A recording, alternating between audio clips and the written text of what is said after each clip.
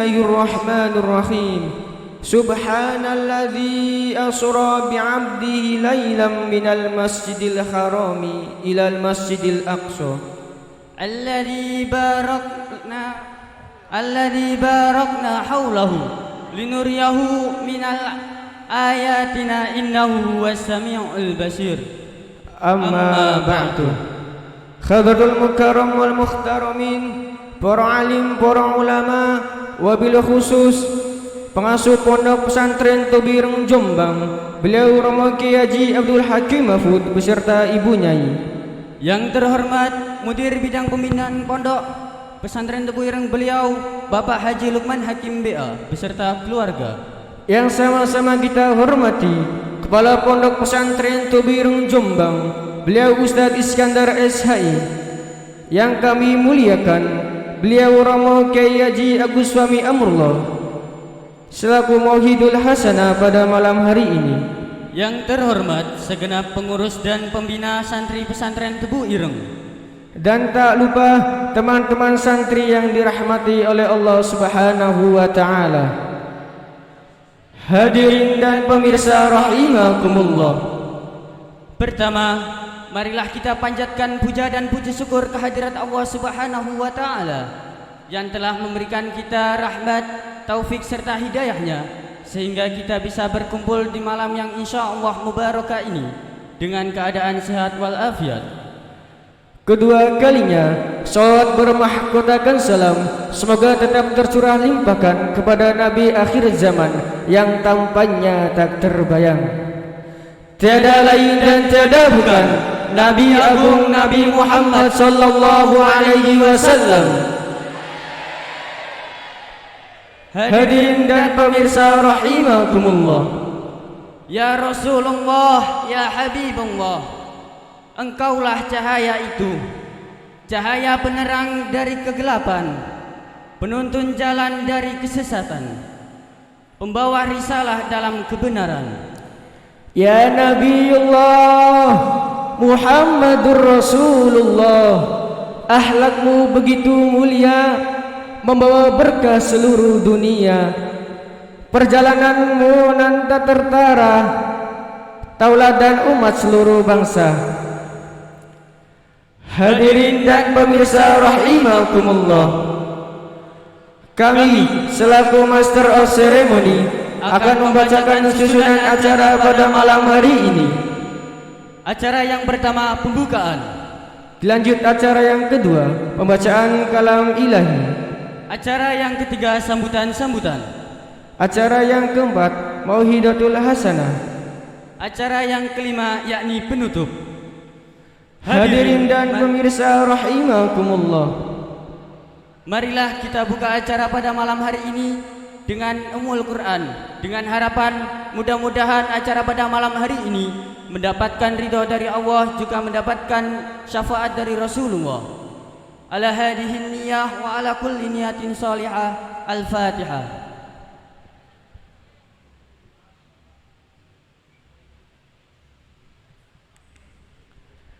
Hadirin, Al-Quran adalah kalam ilahi yang diturunkan kepada Nabi Muhammad sallallahu alaihi wasallam. Marilah kita bersama-sama sejenak mendengarkan lantunan ayat suci Al-Quran yang akan dibawakan oleh saudara Zufar dan saudara Sabih Tariqillah. Kepadanya waktu dan tempat kami haturkan.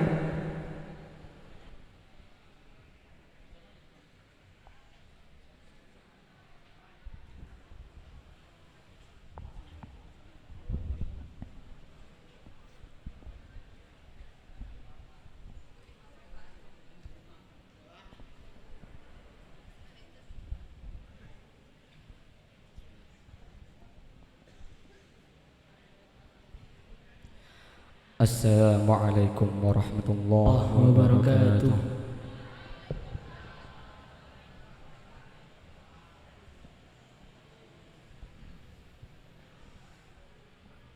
A'udzu billahi minasy syaithanir rajim.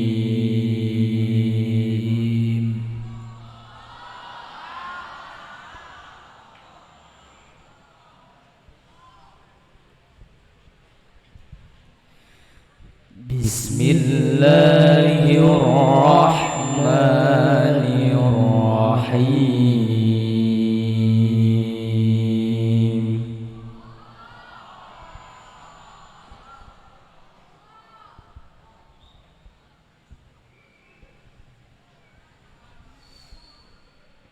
Alam tarau kaifa khalaqallahu sab'a samawatin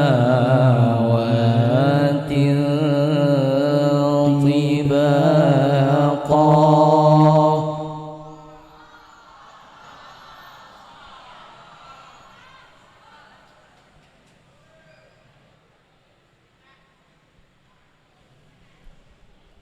وجعل القمر فيهن نورا وجعل الشمس سراجا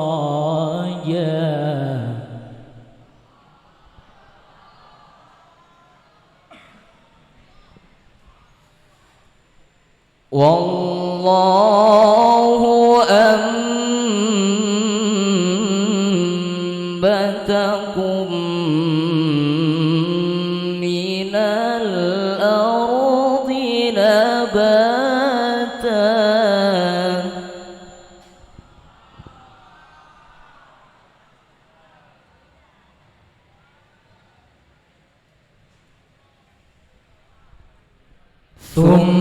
ثم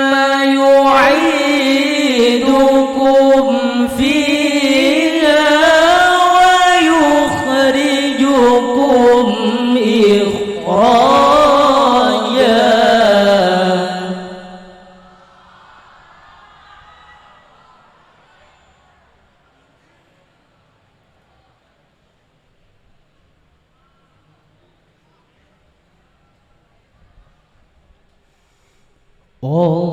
والله جعل لكم الأرض بساطا والله جعل لكم الأرض بساطا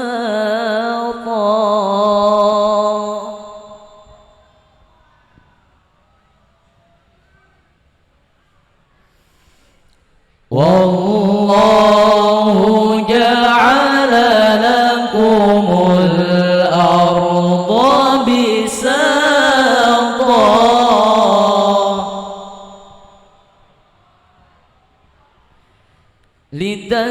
لتسلكوا منها سبلا فجاجا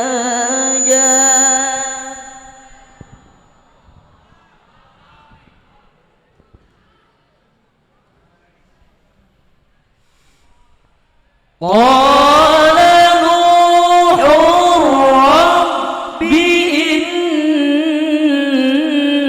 إنهم عصوني واتبعوا من لم يزده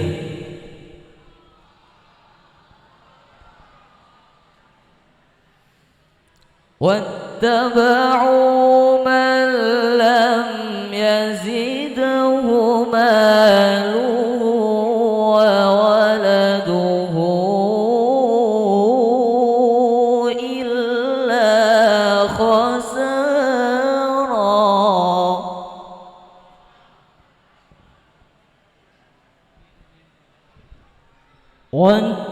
واتبعوا من لم يزده ماله وولده إلا خسارا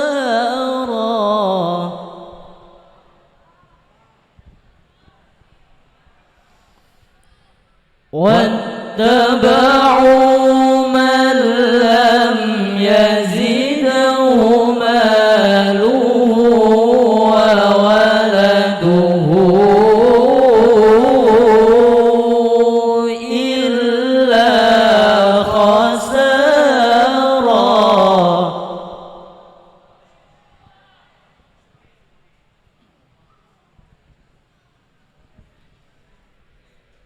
ومكروا مكرا كبارا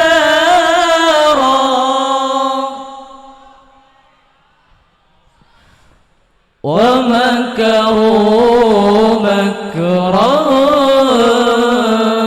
كبارا صدق الله العظيم. Wassalamualaikum warahmatullahi wabarakatuh.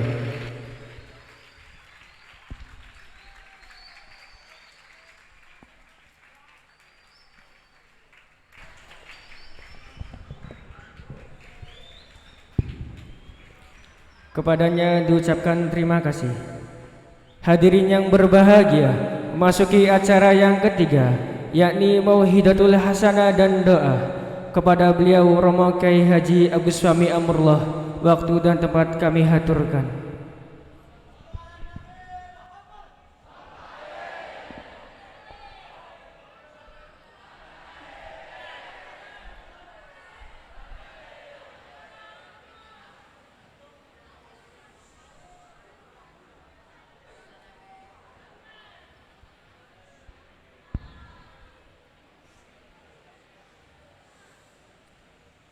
Assalamualaikum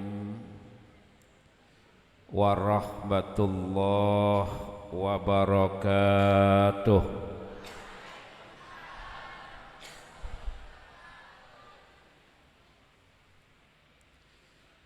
Bismillah, alhamdulillah, wassalatu wassalamu ala rasulillah Sayyidina wa maulana Muhammad ibn Abdillah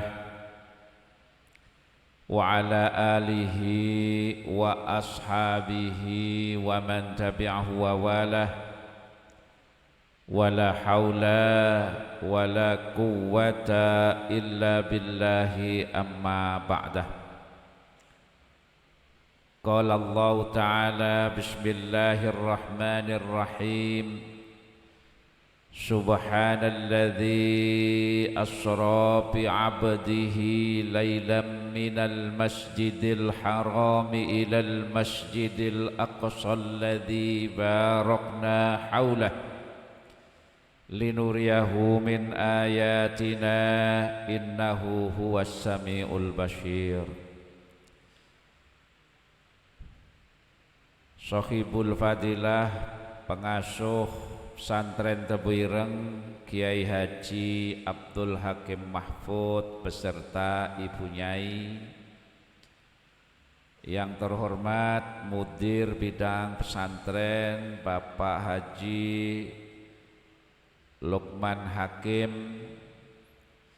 Yang terhormat Wakil Kepala Pondok Putra Al-Ustadzul Habib Slamet. Slamet Habib nopo? Habib Slamet. Slamet Habib. Nah, Habib asli biasanya Habibnya di depan. Nah, ini Habib KW jadi Habibnya di belakang.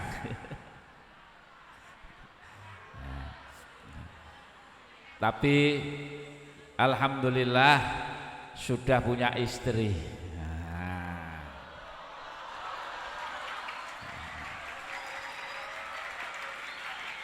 Yang terhormat para ustadz, para pengurus, para pembina serta para santri semuanya yang saya cintai dan saya banggakan. Alhamdulillah malam ini kita bisa berkumpul di majelis ini dalam rangka memperingati Isra dan Mi'raj. Semoga berkumpulnya kita di tempat ini menjadi isyarah berkumpulnya kita kelak di surganya Allah. Amin ya rabbal alamin. Sholawat serta salam Semoga tetap terlimpah ke atas junjungan kita baginda Nabi Muhammad sallallahu alaihi wasallam. Para santri semuanya, setiap tahun kita selalu, umat Islam dimanapun berada, termasuk kita ini, selalu memperingati peristiwa Isra dan Mi'raj. Kecuali tahun kemarin kita tidak memperingati karena corona, COVID. Ya, ketika Isra Mi'raj tahun kemarin semua santri sudah dipulangkan. Alhamdulillah malam ini kita bisa memperingati satu peristiwa yang sangat luar biasa. Peristiwa yang sangat menggemparkan, peristiwa yang sangat hebat, yang mungkin hanya dialami oleh baginda Nabi sallallahu alaihi wasallam. Karena itu jangan sampai peristiwa Isra Mi'raj ini hanya menjadi rutinitas tahunan, kita hanya sekedar memperingati dengan ceramah-ceramah, setelah itu selesai ya sudah. Kita harus bisa mengambil hikmah daripada peristiwa Isra dan Mi'raj ini. Tentu hikmah daripada peristiwa Isra Mi'raj ini sangat banyak. Nah, di antara hikmah-hikmah yang bisa kita ambil dalam peristiwa Isra Mi'raj ini, yang pertama, Isra Mi'raj ini ternyata mengajarkan ilmu pengetahuan kepada kita semuanya.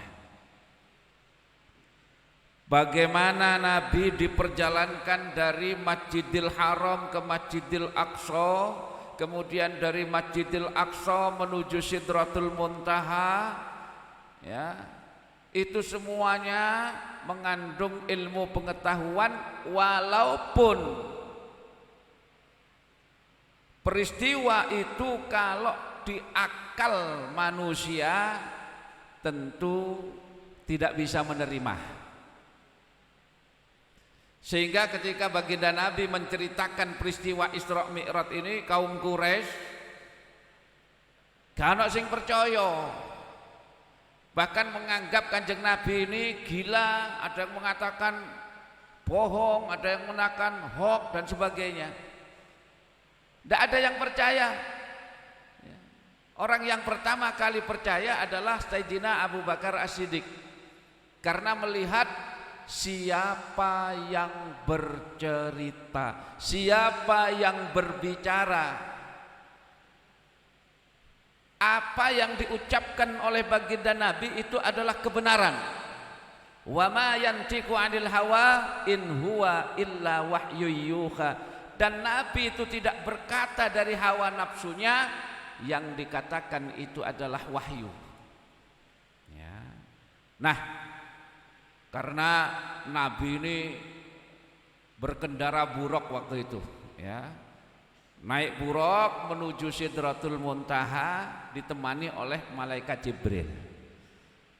Nah, manusia diberi kesempatan oleh Allah, ya, untuk menembus ruang antara langit dan bumi.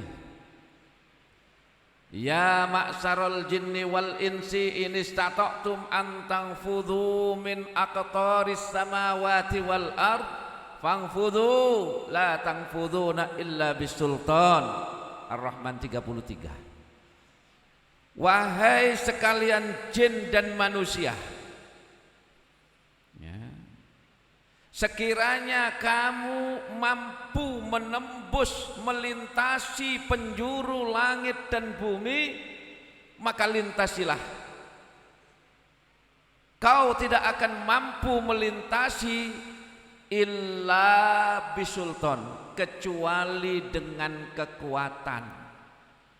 Kalau ada kata illa, ini pengecualian, artinya manusia masih bisa melintasi ruang penjuru antara langit dan bumi bagi mereka yang mempunyai sultan, yang mempunyai kekuatan, yang mempunyai kemampuan. Ada yang mengatakan bahwa yang dimaksud dengan sultan ini adalah ilmu pengetahuan. Maka kemudian manusia berlomba-lomba ya untuk menembus ruang antara langit dan bumi, sehingga dulu ada manusia yang sudah mampu mendarat di bulan. Ada Neil Armstrong, ada Yuri Gagarin, ya kan? Lah tidak tertutup kemungkinan nanti lahir astronot dari pesantren Tebu Ireng. Ya. Sabarus, ya, anak yang duduk di depan saya ini, ya, walaupun rodok khusyuk, ya, nah, ini kelak jadi astronot. Allahumma. Belajar yang rajin, syaratnya belajar sing rajin. Ya. Ya, kalaupun tidak bisa jadi astronot, paling bisa jadi astronom. Alhamdulillah. Ada alumni Tebu Ireng yang di ITB itu, ya, yang ahli astronom itu. Anaknya sekolah di Trensain. Itu alumni Tebu Ireng, ahli astronomi, ya, termasuk salah satu personel di LAPAN, Lembaga Antariksa dan Penerbangan Nasional. Lo alumni Tebu Ireng iso dadi ahli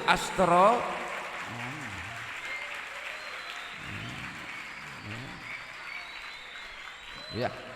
Nah ini, jadi luar biasa, ya. Nah, jadi salah satu hikmahnya adalah ternyata ada ilmu pengetahuan. Manusia masih baru bisa mendarat di bulan, ya. Mungkin nanti beberapa tahun yang akan datang bisa mendarat di planet Mars, ya.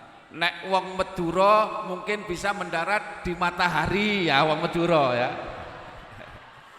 Lo kok bisa? Iya, kata orang Madura, lo berangkatnya habis maghrib, pulangnya habis sebelum subuh sudah pulang, jadi ini begitu. Jadi nggak panas, nggak kena matahari. Wong Madura hebat, ya. Nah, jadi itu, ya. Jadi bisa ke matahari.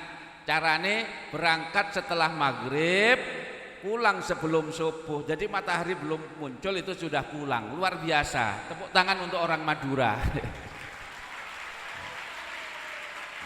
Jadi ada ilmu pengetahuan,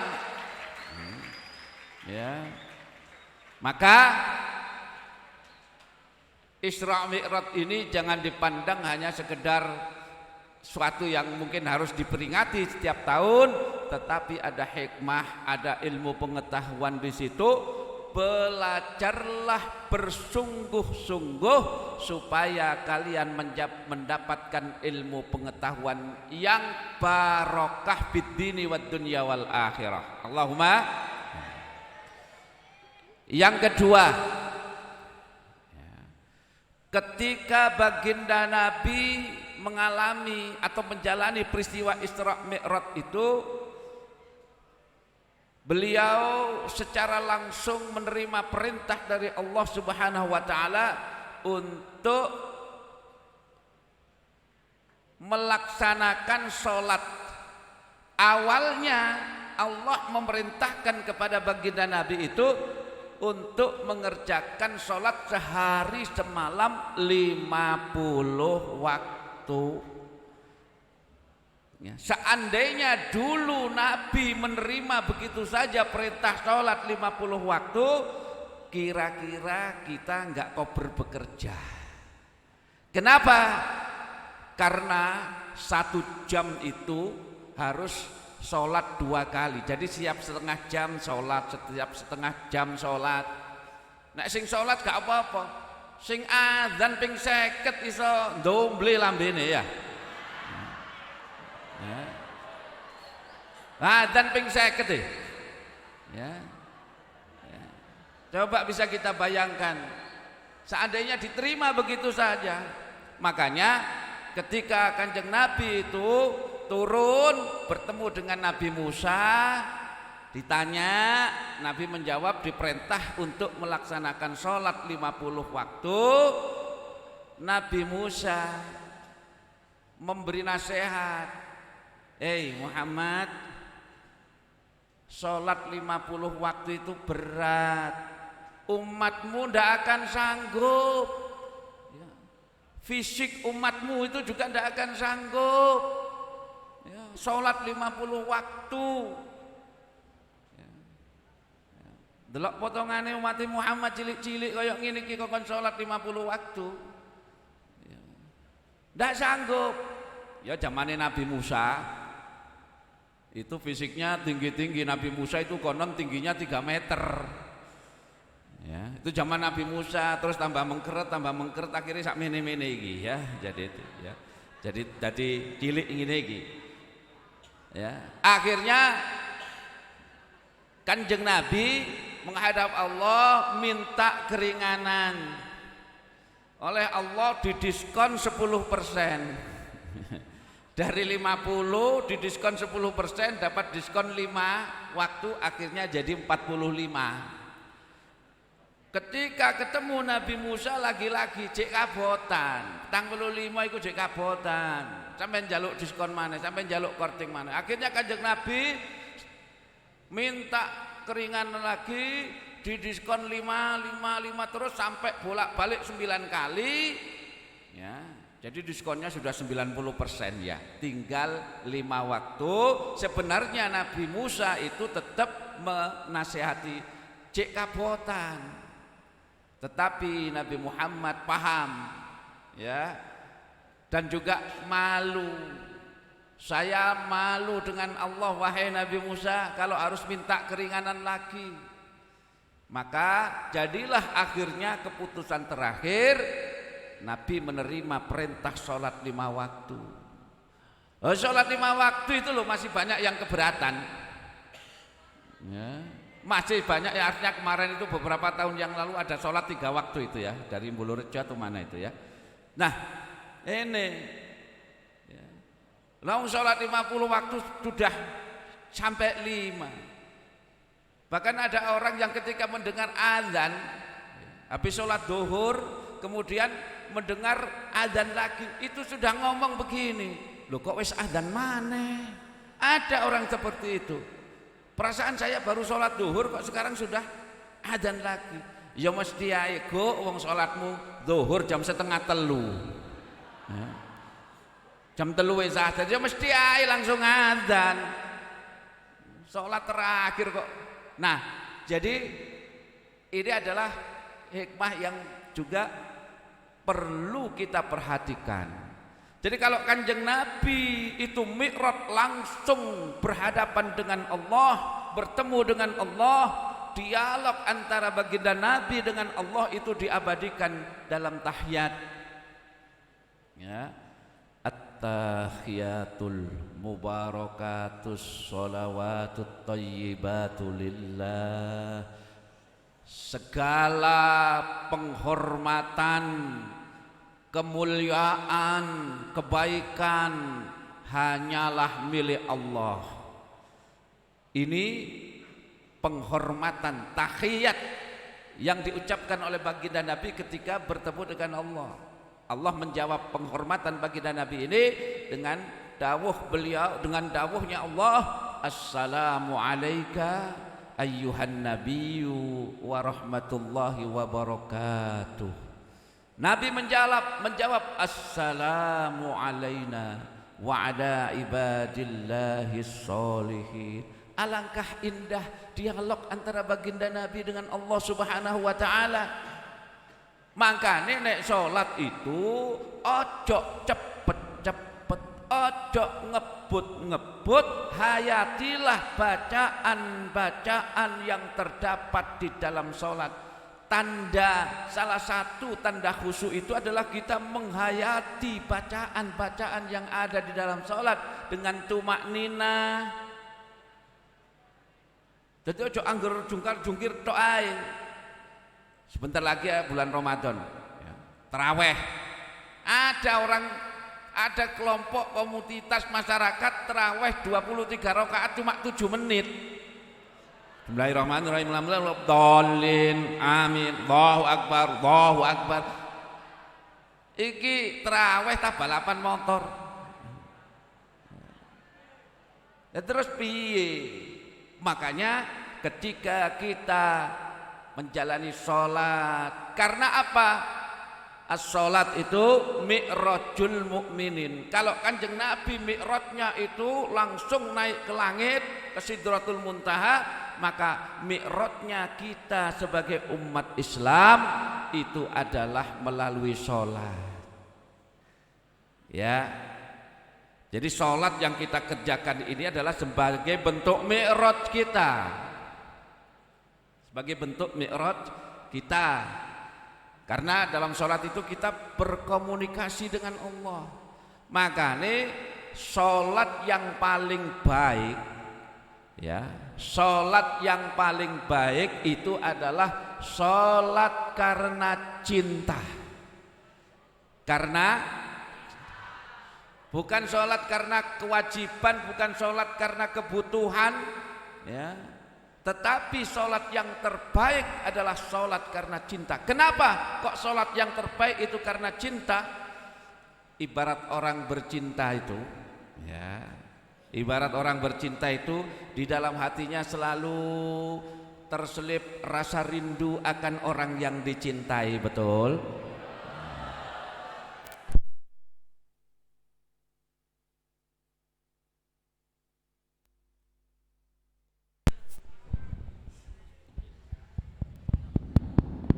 Ya, saya lanjutkan. Ibarat orang yang bercinta itu di dalam hatinya selalu terselip kerinduan ingin bertemu dengan orang yang dicintai. Ya. Rasanya pengen bertemu terus, bertemu sebentar 5 menit kurang, bertemu 1 jam kurang, bertemu 2 jam kurang, sehari tiga kali kurang, sehari 5 kali kurang. Begitulah kalau orang sedang bercinta. Yakin kalau saya bertanya kepada sampean semua, apakah sampean ini cinta kepada Allah? Saya yakin jawabannya pasti iya, saya cinta kepada Allah. Tetapi apakah kalian bisa membuktikan cintanya kepada Allah? Ya. Ya. Lah kalau kita memang mengaku cinta kepada Allah, mohon maaf, ketika Allah mengundang kita, hayya 'alas shalah,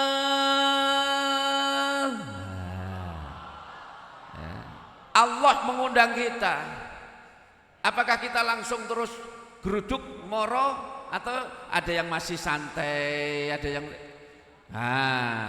kalau kita ngaku cinta kepada Allah, ketika Allah mengundang kita hayya 'alas shalah, langsung ambil air wudu, langsung berangkat ke masjid.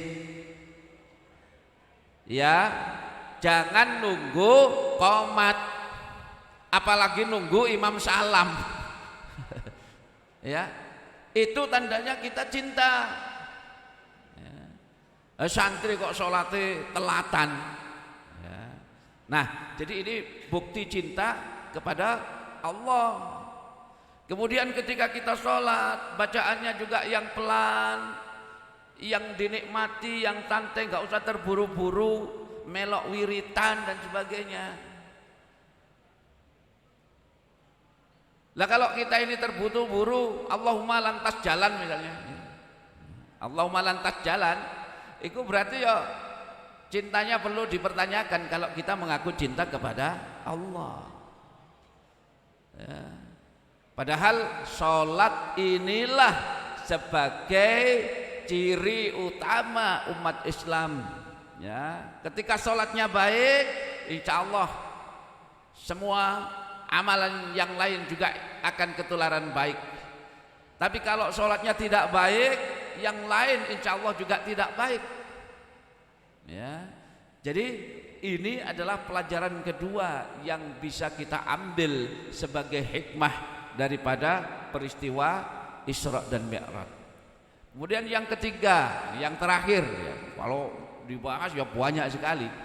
Yang ketiga, bagaimana adab ya, ada pelajaran adab di situ, bagaimana ketika Nabi hendak diisrokan ya, ketika dijemput oleh malaikat Jibril, itu kanjeng Nabi dioperasi dulu.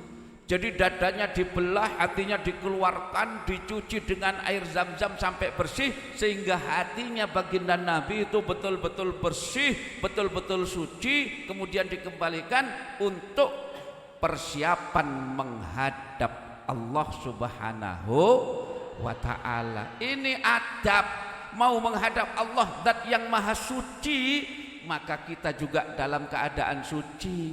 Makanya sampeyan itu nek kate salat wudune sing temen.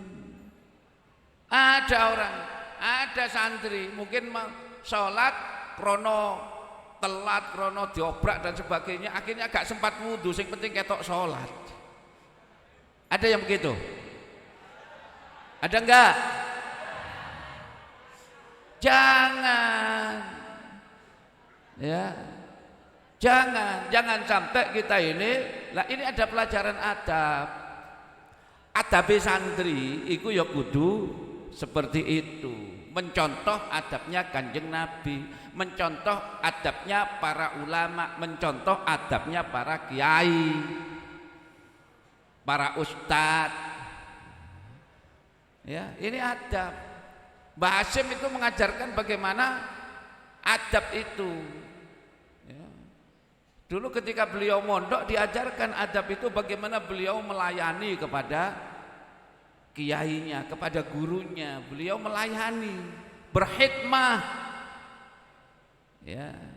Dan beliau ketika pun sudah menjadi seorang ulama, beliau tidak pernah merasa malu untuk bertanya. Ketika beliau ngaji kemudian ada sesuatu yang mungkin muskil, beliau tidak segan untuk bertanya kepada orang lain. Yang pernah ditanya misalnya tarkib kalimat ini kok agak muskil, beliau tidak segan, tidak malu untuk bertanya kepada salah satu santrinya yang waktu itu teman mondoknya di Syekhona Qaulil, yaitu Mbah Kiai Karim Abdul Manap Lirboyo. Beliau bertanya kepada beliau, fas'alu ahla dzikri in kuntum la ta'lamun, bertanyalah kepada ahli ilmu kalau kamu tidak tahu. Jadi bertanya, saya juga kadang-kadang harus bertanya ke orang lain kalau memang saya tidak paham. Ya. Ada ahlinya. Kalau saya mau beli burung misalnya, saya akan sowan kepada Ustadz Habib. Ya, beliau ini satu-satunya ahli permanuan yang dimiliki oleh pesantren Tebu Ireng. Jangankan saya, Kiai Musta'in Syafi'i yang sudah dokter itu kalau mau beli burung harus minta pendapat beliau, karena pendapat beliau itu mutawatir sahih, insya Allah nggak akan salah ya. Jadi ini ya, tepuk tangan untuk Ustadz Habib ya. Saya membuktikan sendiri ya. Ketika mau beli burung beberapa tahun yang lalu, saya ajak beliau cukup melihat begitu karena pakarnya ya, karena pakarnya begitu. Beliau cuman dawuh, oh niki saya dibeli saja, saya beli ya. Jadi apa yang diucapkan ini sudah seperti apa ya, hadis sahih gitu ya. Nah, jadi jangan malu untuk ini, adab, pelajaran adab. Sebab kesuksesan seseorang itu tidak hanya ditentukan oleh akademiknya saja, tetapi juga adabnya. Sayyid Alwi Al-Maliki ya, Sayyid Muhammad bin Alwi Al-Maliki itu pernah berkata begini, ana u'allimul adaba qoblal ilmi, saya mengajarkan adab terlebih dahulu sebelum saya mengajarkan ilmu. Nah, jadi adab ini terkadang lebih utama daripada syariat, terkadang, tidak selalu. Contoh sederhana, sholat itu syariat. Sementara pakaian ya ini adab, kecuali kalau laki-laki auratnya itu antara mana? Antara pusar dengan dengkul, ya kan? Jadi kalau laki-laki sedang sholat itu auratnya antara pusar dengan dengkul, ya. Jadi kalau misalnya saya ngimami, ya khotbah di Tebu Ireng terus ngimami sholat Jumat, saya hanya pakai celana kolor, nutupi udel sampai dengkul, sholat saya sah apa enggak? Bagus, sah. Cuma ini masalahnya, imam yang makmumnya kalau tahu ini imamnya kesambet di mana ini ya. Kenapa? Itu syariat tetapi tidak beradab. Itu loh ya. Nah, jadi sekali lagi saya sampaikan paling tidak 3 pelajaran ini, ilmu pengetahuan, sholat ini mewakili ibadah-ibadah yang lain, dan yang ketiga adab ini harus dipegang erat oleh kita semua sebagai umat baginda Nabi Muhammad sallallahu alaihi wasallam. Para santri semuanya, waktunya sudah cukup karena saya harus melanjutkan ke tempat lain. Itulah yang bisa sampaikan pada kesempatan kali ini. Semoga bermanfaat dan berkah bagi kita semuanya. Kalau ada kata-kata yang tidak berkenan di hati semuanya, tidak cocok, saya mohon maaf yang sebesar-besarnya. Wallahul muwaffiq ila aqwamit thoriq. Wassalamualaikum warahmatullahi wabarakatuh. Kita tutup bersama dengan membaca doa. Semoga semuanya diberikan umur yang berkah, diberikan ilmu yang manfaat dan barokah, diberikan husnul khatimah ala hadiniyah. Al-Fatihah.